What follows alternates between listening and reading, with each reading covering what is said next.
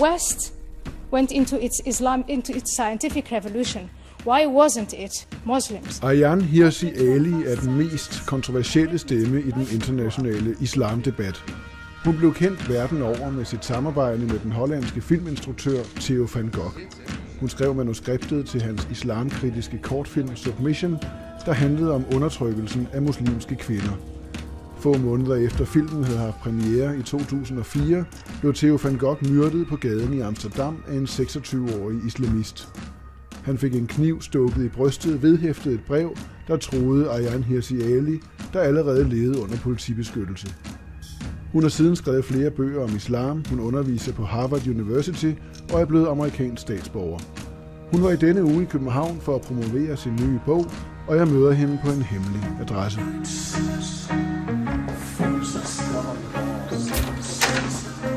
Hello. Hello. Nice to see you. Very nice Welcome. to see you. Yeah, hi. Come in. Thank you. Great. Do you want coffee? I would love a cup of Okay. coffee, please. How is Copenhagen? You've been here many times. I've been here many times, but Yeah. I have never been here when the weather is just this good. Oh, it is for a few days, and then it's bad again. Right. Yeah. Do you want some water also? Water's always good. Water is But okay. at Let's this go. hour in the morning, coffee is the best. Let's go this way, please. I sin nye bog deler Ayaan Hirsi Ali verdens muslimer op. Den mindste gruppe er Medina-muslimerne. De tager Koranen bogstaveligt og vil udbrede islam med tvang. Den største gruppe kalder hun for Mekka-muslimer. De er praktiserende og ikke voldelige, men de har passivt givet ekstremisterne mere og mere magt.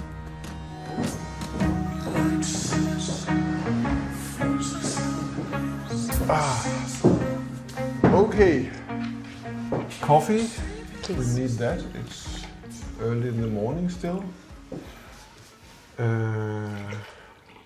It's not an obvious journey. It's not obvious from the outset that you were going to end here, sitting now in Copenhagen with me. Can we just talk a little bit about where that journey started? Because it's a quite crazy. It really is a quite crazy journey, and we need a map actually. Okay. I love the shape of Somalia. I love that long coast. Well, my early memories are of family, of every single day, bright blue skies, white sand. What else do I remember? I don't remember in my first 8 years in Somalia ever being bored. Really? Yes, and now at the ripe old age of 45, I think I welcome boredom. Was it a happy childhood? Were you safe and? Well, in that context, you might call it happy. The way Danish children are encouraged to play the Lego, we were encouraged to fight. Yeah. You know, my mother was a strong woman. She was struggling. My father was in prison. She was struggling to put food on the table. Yes. But it's the kind of struggle, if you're a child under 8, you don't know what she's struggling for, what she's struggling about. When she's away, you miss her. Yeah. When she's at home, you have to follow her orders. So my mother was rooted in this very proud, very resilient tribal culture of honor and shame. And her religiosity had to do with nobody in the surroundings will ever be able to gossip about me in the wrong way, and at the same time I'm going to feed my family. Very, very strong. How did she use Islam, or how was Islam? So, what role did Islam? In the time that we are in Somalia, she covers her hair, she wears the long dresses and all that. It is almost in her DNA that you cannot argue with Allah and the Prophet Muhammad, just do as they say. And here's the paradox. My mother doesn't even know with what Muhammad said or what is in the Quran, because she cannot read or write. So all she has is what has come to her from tradition. Yes. But it was here, the Quran was in your house, right? It was not this version, but another version, and it was in Arabic. She couldn't read it? It was almost as big as this atlas. Really? Yes, and it had a high, the highest shelf in our house. And as a child, you know, you're very little. And I was especially a little child compared to my brother and my sister. So you could see this huge book lying.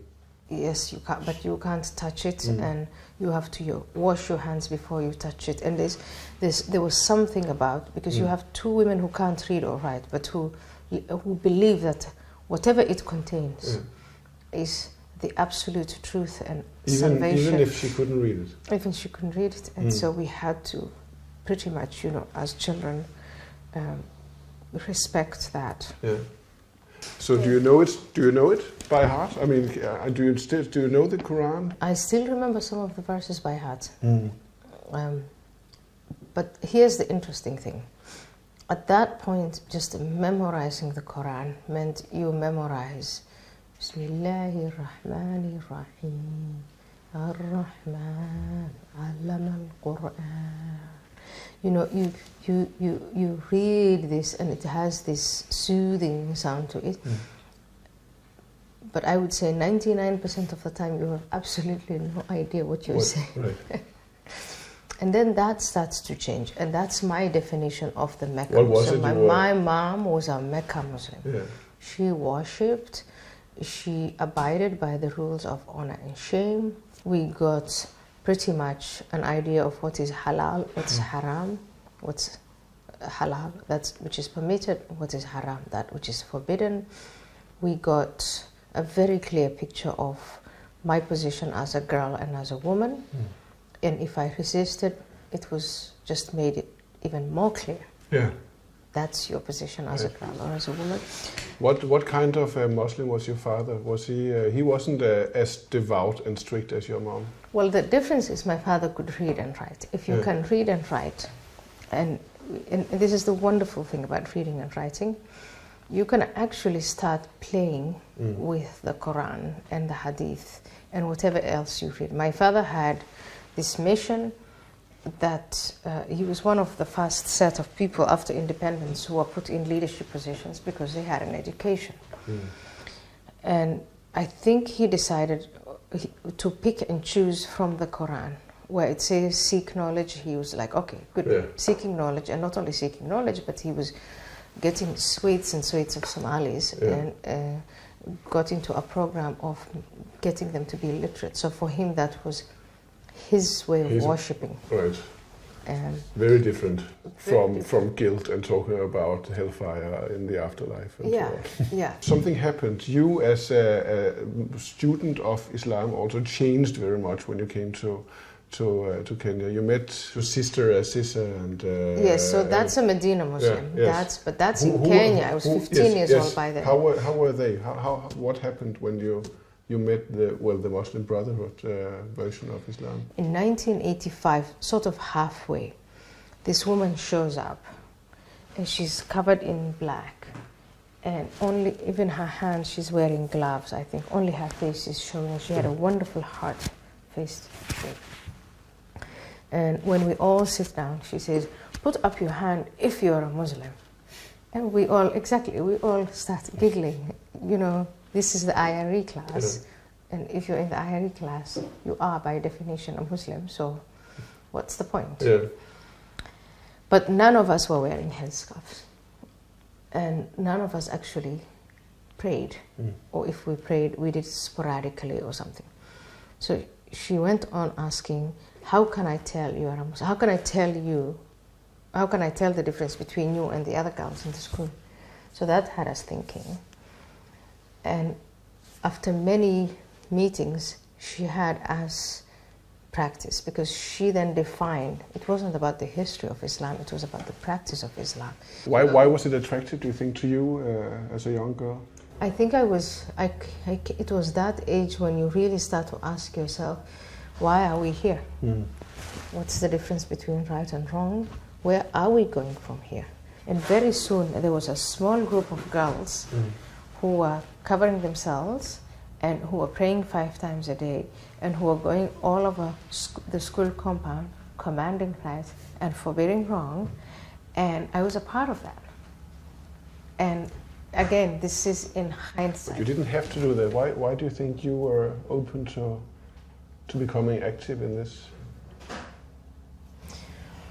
I think because she made sense. you are a Muslim, if you confess to be a Muslim and you don't behave like a Muslim, Yes. you really are not a Muslim. And of course I was a Muslim and I wanted to be a Muslim and I wanted to be a good girl. And how old were you? 15, 16, Yeah, 17, right. 18, 19. You really believe this? You were a Medina Muslim? Well, that's why I describe my attitude Yeah. and my mother's attitude before this Sister Aziza comes into my life as a Mecca Muslim. And the distinction is, I would say, it's not just the level of observation. I think it's suddenly you become aware of dividing the world into those who believe and those who don't believe. You already know that, but once it's sort of you become conscious of it, then you start to think, well, for those who are not the believers, what's my relationship going to be with them? And before Sister Aziza, I was happily playing with my Christian friends. But why did it make sense to you? Because, I mean, I imagine you were quite you were a clever kid. You were asking questions. There are different ways of being clever.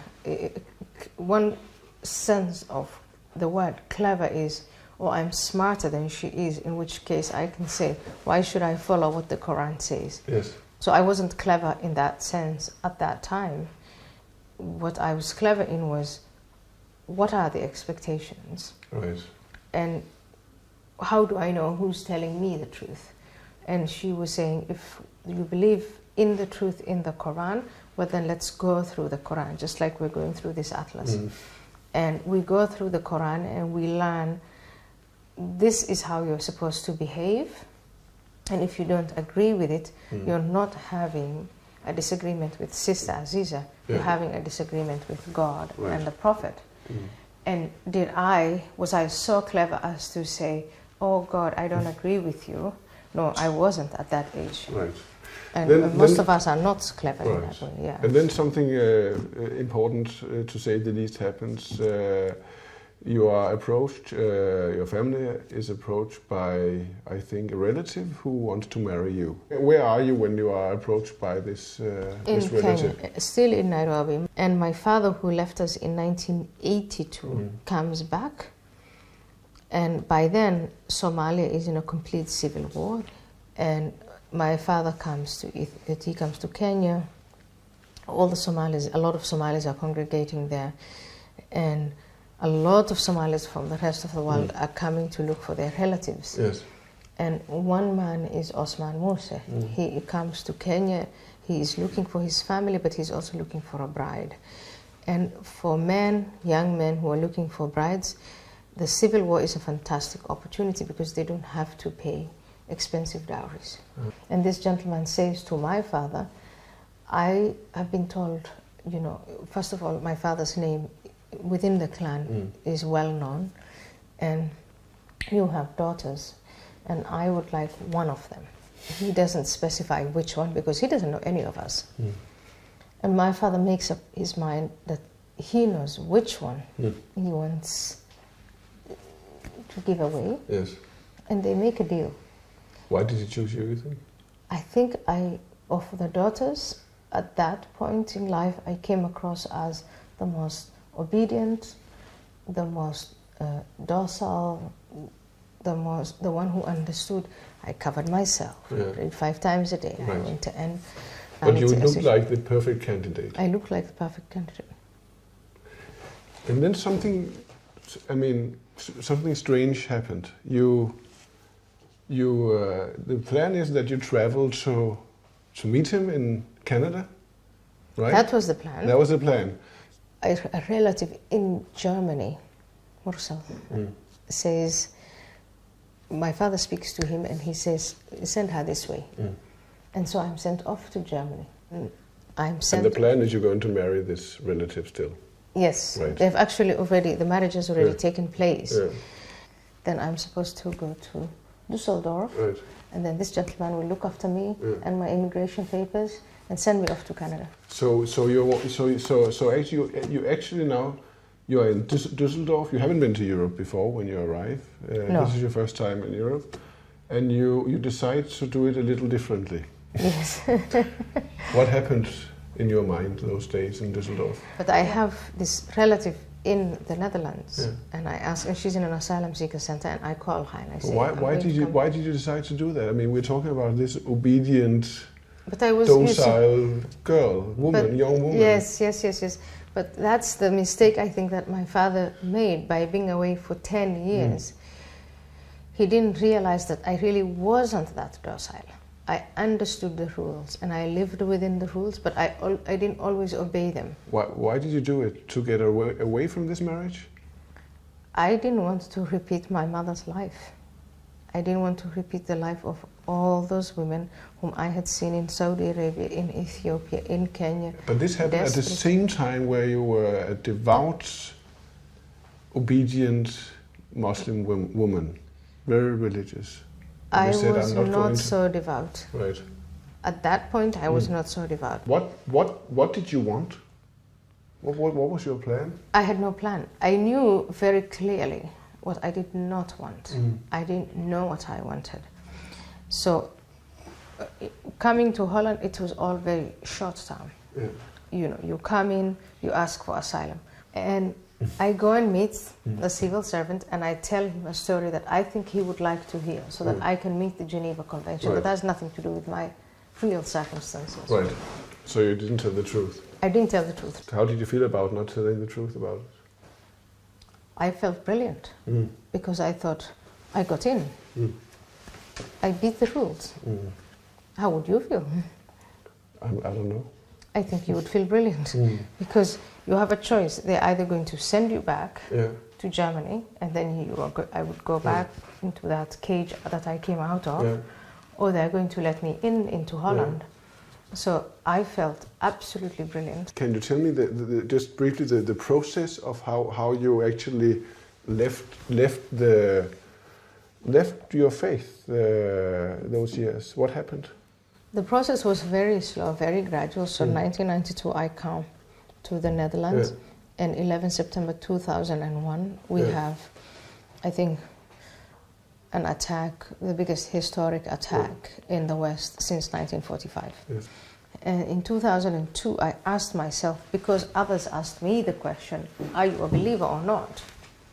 And then I had to ask myself, am I a believer or not? Yeah. And here's what it boils down to. It boils down to, can I tell the difference between right and wrong? Did the men who hijacked these planes and flew them into tall buildings and killed people, were they right in doing that or were they wrong in doing that? You have to be able to answer that question. I had a degree, a master's degree from the University of Leiden in political science. So I couldn't pretend that I was underprivileged or poor or stupid or any of the other excuses that we hear. And it was a question to myself in the mirror. What they did, is that right or wrong? But you could believe in God and Islam and be a devout Muslim and still think that it was wrong what they did? You couldn't? No. Why not? Because it was an invitation to say, if you are a true Muslim, you have to obey the commands of the Prophet Muhammad, not only in Mecca. That's the way I was describing my mother, my grandmother, and how we lived before Sister Aziza came into my life.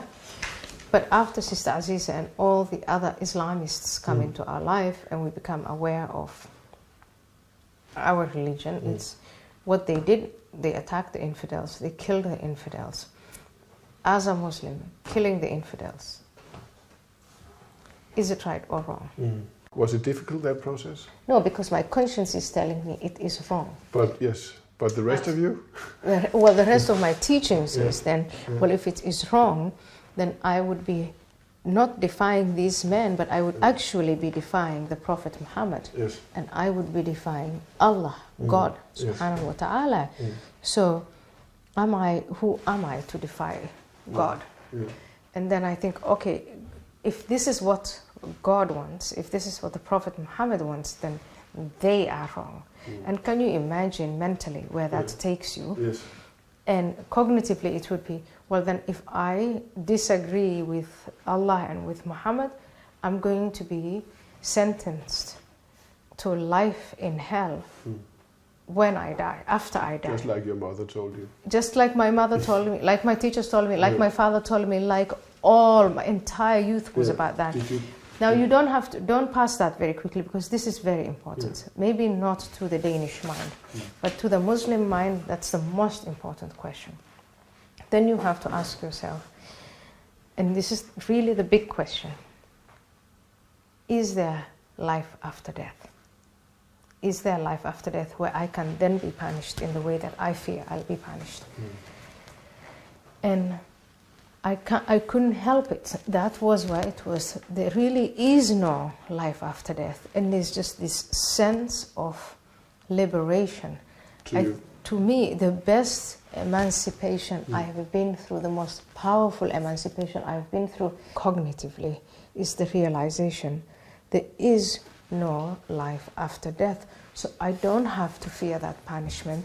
So I think what these men did is wrong. Even if that's what Allah wants, even if that's what Muhammad wants. Even if that's my religion, I disagree with it.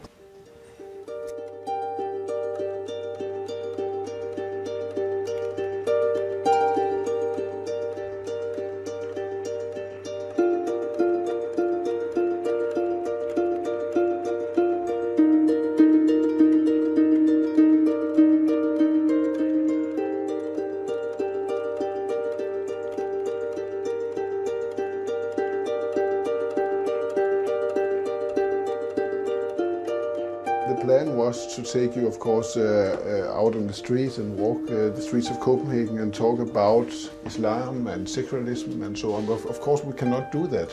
Because the freedom of speech is no longer a right that we take for granted. We can't just go outside on in a beautiful day in Copenhagen, which is very rare, and talk about Islam. If we talk about Islam, we have to have protect all kinds ourselves. of we have to take all kinds of extraordinary measures to talk about a book.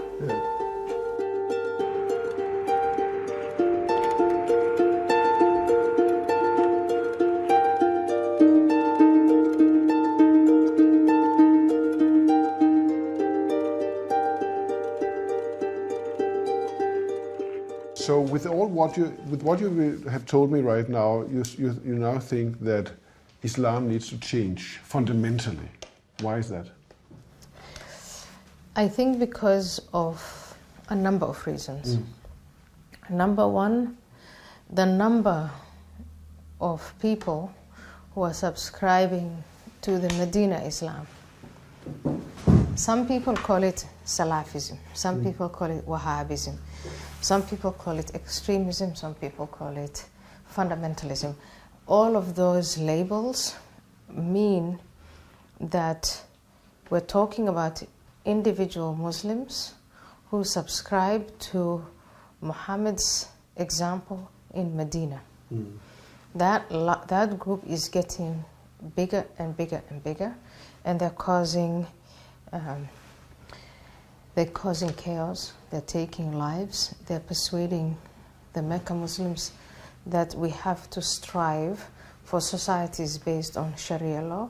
We know that when Sharia law is implemented, exactly what happens. I want you to see Iran, which has established Sharia law since 1979, Saudi Arabia, which has always had Sharia law, Pakistan, which has parts of Sharia law, Sudan, which has parts of Sharia law. Even the Sultan of Brunei is going down that path. And then you have these transnational organizations like the Islamic State, Al-Qaeda, Boko Haram, Al-Shabaab. If you look at the scale and the pace with which this is moving, I think it is time to stand up and say to the Mecca Muslims, there's an alternative. But you know what happens every time there is some kind of attack, also as you write in your book? Some Western politician or prominent Muslims would say, but this is not the true Islam. I think we have to understand, and by we I don't only mean non-Muslims, I mean especially Muslims who want who want peace and think of themselves as peace-loving people, and who think that they represent a religion of peace, to reflect on the position of the Prophet Muhammad. Prophet Muhammad was like a Dr. Jekyll and Mr. Hyde. In Mecca, he was a Dr. Jekyll. He was talking about praying and fasting and helping the poor and the orphans. Everything today in the 21st century in the West we describe as a religion. When he goes to Medina after the emigration, he becomes a Mustahide. He starts to, he develops a large enough militia. He starts to wage a war against Mecca. He wins that war with a small band of men. And then he wages another war, and then he wages another war. And after every war, his territory that he controls gets bigger. And from being a prophet and a religious man, he becomes a politician. No, first a warlord and then a politician. And in his office in power, he starts to legislate. And here's what's unfortunate. Throughout his legislation, which he calls a revelation from God, things get frozen in time. A lot of what he does is really what, in that context, a tribal leader would do, except that his is now divine. Right. And so what should we do? What should Muslims do? What should non-Muslims do? Recognize that what happens after Medina really cannot be replicated. And these people that we're calling Salafis, Wahhabis, whatever, they attempt every single time to replicate that with the consequence of genocides, massacres, enslavement of women, chaos and mayhem, and crimes against humanity. But this paradox is built into Islam in a way, the Mecca-Medina paradox. But couldn't you say the same about the two other monotheistic religions? I will give you a verse from the Quran. Flog the adulterer and the adulteress 100 times. Let no compassion move you, and let a party of believers be the witness. Right. This text that I've just read, it's from the 7th century. But you can find the same in the Old Testament, or almost the same. Here's the difference. The one people are actually being flogged for adultery. They're being stoned because of adultery. People are being beheaded because of the passages of the sword. Jihad is being waged. But all of these texts, and you can show me many more. I've seen them, and of course I've been confronted with them many times. It's allegorical right now. It's not. Denmark is not doing that. No, but if you look at but could you argue that any place where religion is politically empowered, where you have a lot of religious Christians or Jews actually in a powerful situation, it is undermining individual rights or even democracy. You could see that in Israel, where the religious right is really, really strong, and the stronger they get, it undermines democracy. Even in America, where the Christian right is quite strong in some part of the country, it undermines what you or I think would be individual rights. I mean, isn't it the same? It is not the same. Why not? I live in America, and there is a very clear separation of religion and politics. I've been to Israel several times, and it's the only democracy in the Middle East. And there are religious people in America, but they have no say or control over what everyone else does or thinks. And it's the same in Israel. I have lived in Saudi Arabia. But isn't that political context, really? I mean, couldn't you explain these differences, not by theology and religion, but by the political context of Saudi Arabia, of Somalia, of Pakistan, and so on, the colonial context, the social context, the historical context, as many people do? The historical context, the political context, economical context, all these are variables that are interesting. I'm not saying they're uninteresting, and I think in a way they do empower those who want divine law established. But we actually have countries that are saying that they have as their constitution the Quran and the Hadith, which are documents from centuries ago, and have frozen it in that way. You look at an individual who is blogging about his secular beliefs in Saudi Arabia, he gets sentenced by the government, which is a Sharia tribunal, it is a religious law tribunal, to 1,000 lashes. and 50 of them are carried out in public, and you want to compare that to the United States or Israel, but I think then you are completely off the mark. But but you're simply, so what are you saying, that that Islam, the Quran, that it's changeable, that is it reformable, is it changeable, or is it forever frozen because of the doctrines of Islam? Look, this is the Atlas edition of which year? Which year is it from? I don't know, but it looked like it was before the Cold War. It was before the Cold War. So you know what you can do? You can have a new edition of the Times Atlas of the world. You can't have a new edition of the Quran. But what you can do as a Muslim is you can change your attitude toward the Quran. You can change your attitude toward the figure, the Prophet Muhammad, who is an icon, the founder of Islam. It's not the book, it's not the Quran that's going around killing people. It's human beings, it's those who believe in the Quran. And we need a change of attitude, particularly from the Medina Muslims. And we need to invest in an awakening of the Mecca Muslims to reject all references to Medina and the Prophet as an icon, as an example in Medina.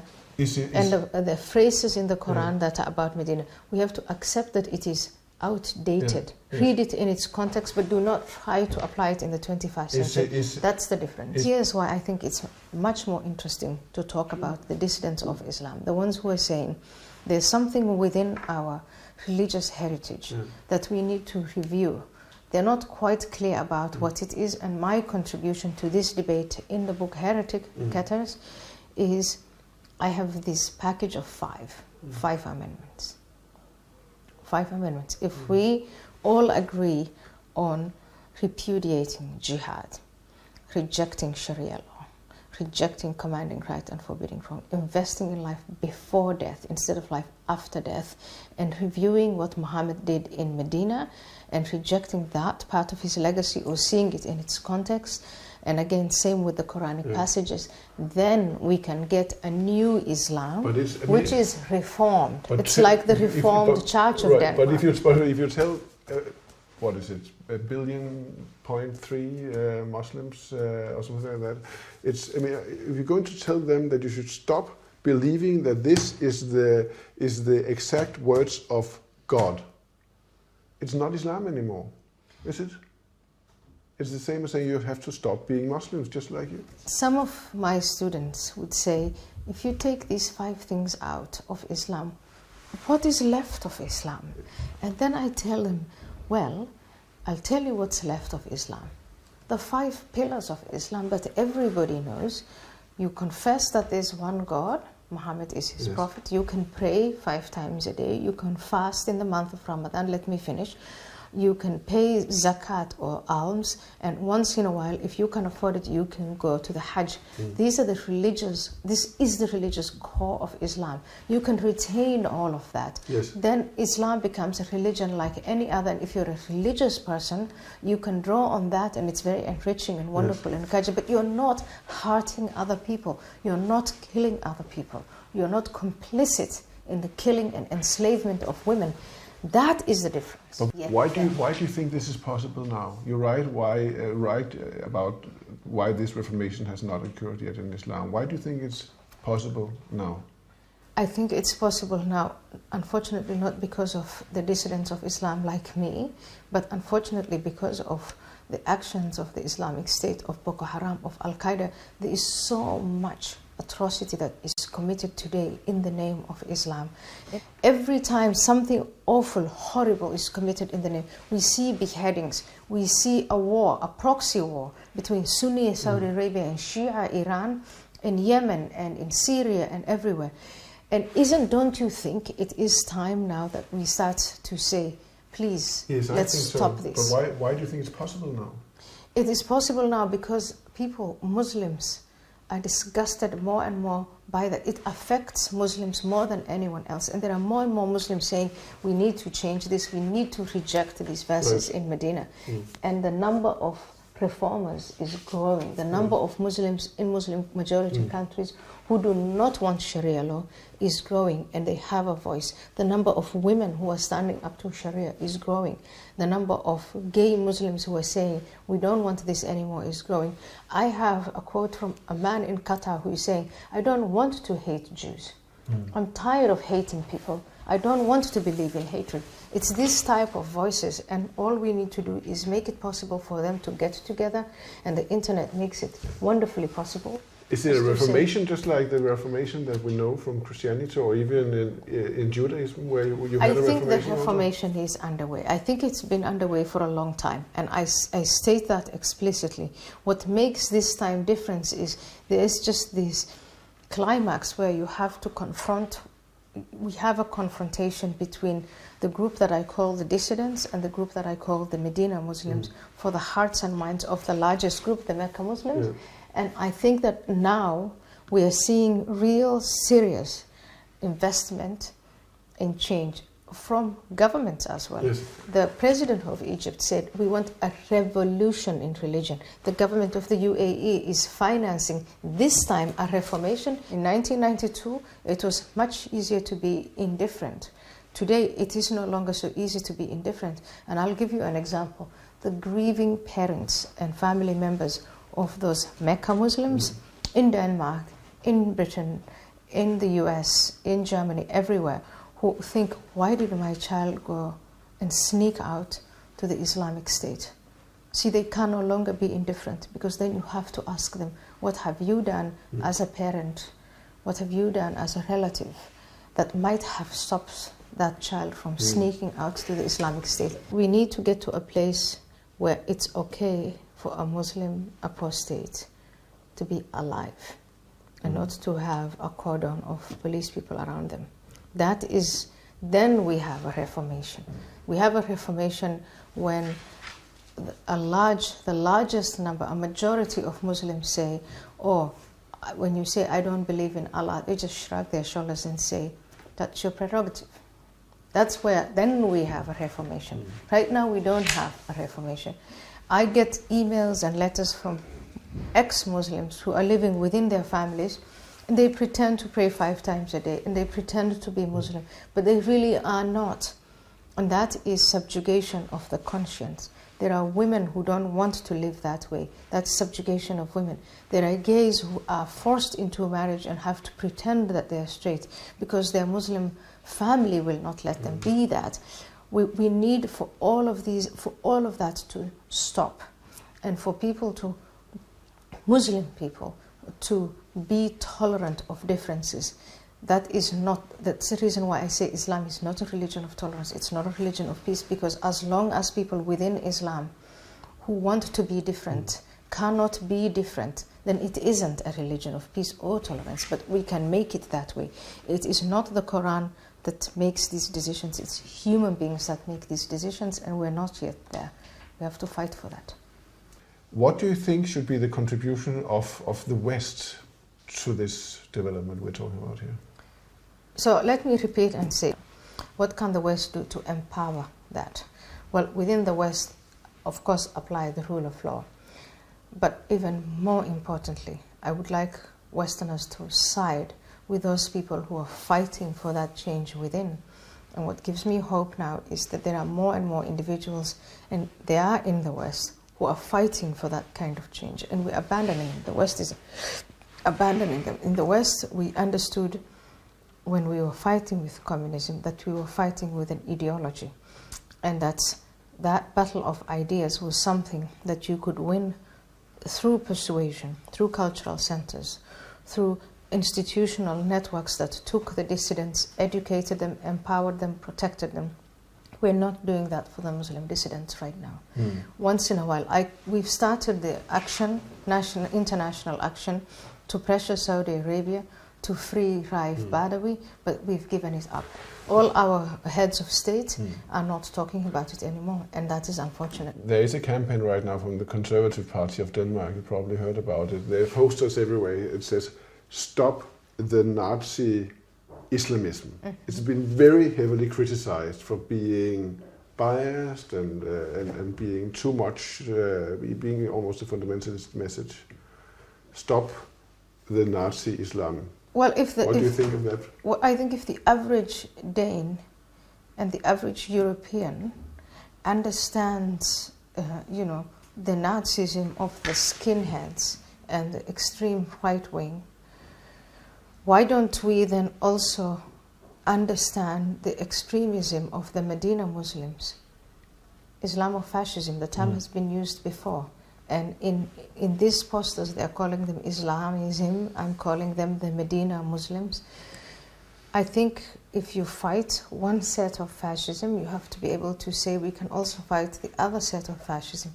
If you don't, you make a distinction between white fascism and non-white fascism, then you know how you can be guilty of racism. Yes. George Orwell preferred, direct, clear language. Let's be intellectually honest. He was telling Europeans, the British and other Europeans, about what was going on in the Soviet Union. And he was very clear that Marxism gave us the Gulag. And I'm telling you, Islam unreformed, when applied, is giving us the Islamic State. And you can see what the Islamic State is doing. And I don't care what language you use. But the best language to use is the Orwellian language. The Islamic State, as we see it in Iraq and Syria, is no less evil than the Gulag. In fact, even more evil. Because you know what? During the Gulag and even during the National Socialism, they knew that they were up to no good and they were hiding it. The Islamic State knows that they're up to no good and they're flaunting it. They're making videos of their own beheadings and then putting them on YouTube. It's even more evil than you can possibly think. And what's even more mind-boggling is that people look at these videos and then subscribe and they want to sneak out to the Islamic State. This tells you something about the human condition. Thanks for coming and talking to us. Thank you. Thank you for having me. Okay.